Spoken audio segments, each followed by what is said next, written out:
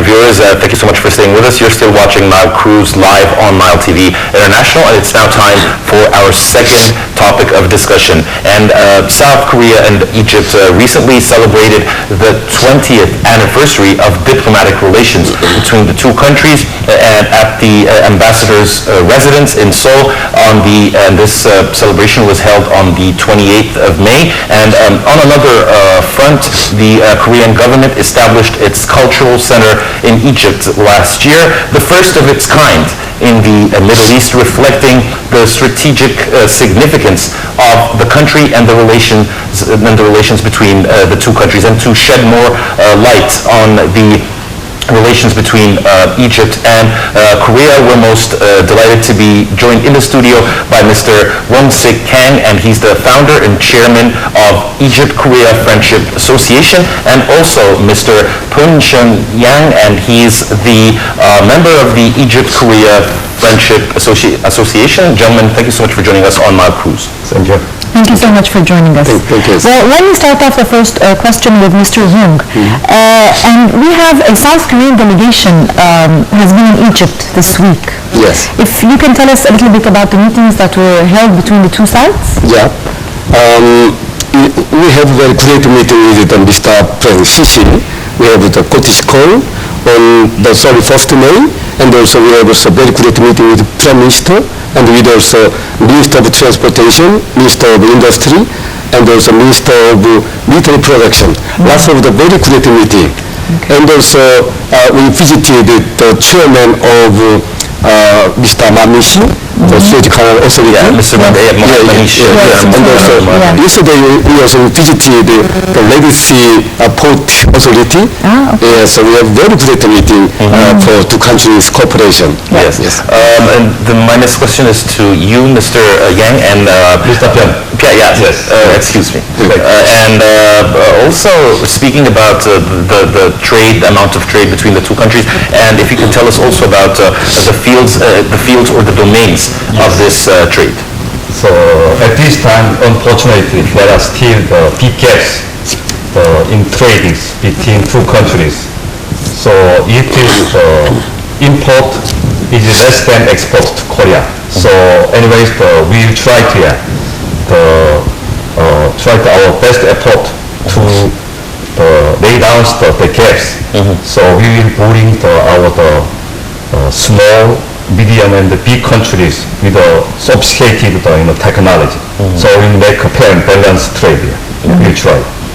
And Mr. Woong, do you think there are any plans, future plans, to introduce new fields of economic cooperation between Egypt and Korea? Upcoming future plans in different things? Yes, maybe Mr. Byun. Mr. Byun? Yeah, Mr.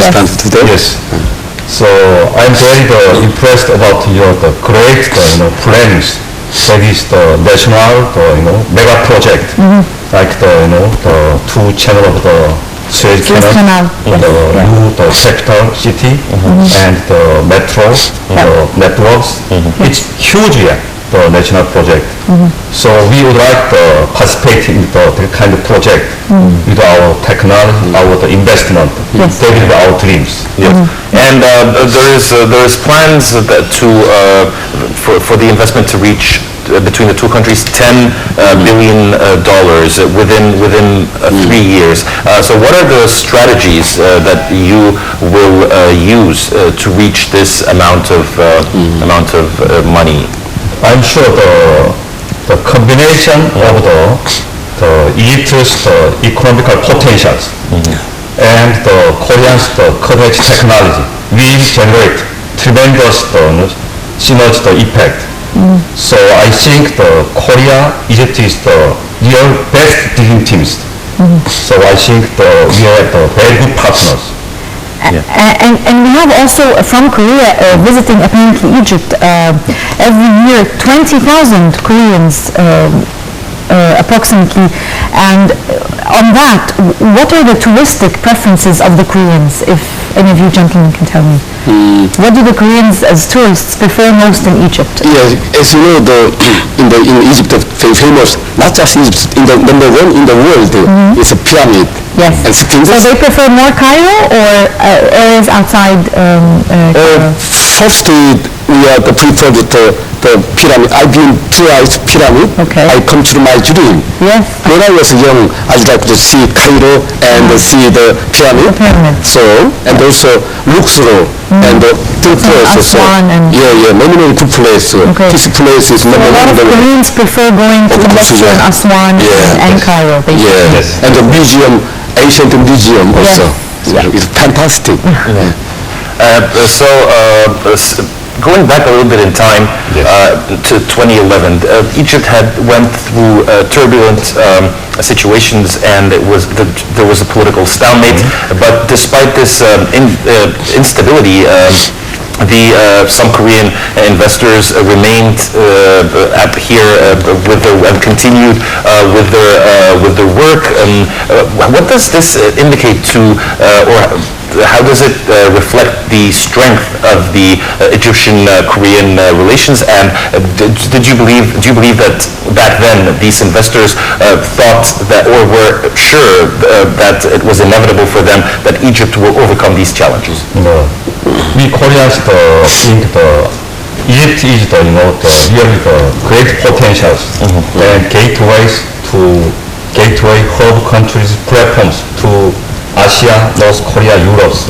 So it's very strategic locations. So most of Korean companies think this is a great partners to invest. So we will now try there, invest here, as much possible. And we think Egypt is the optimistic and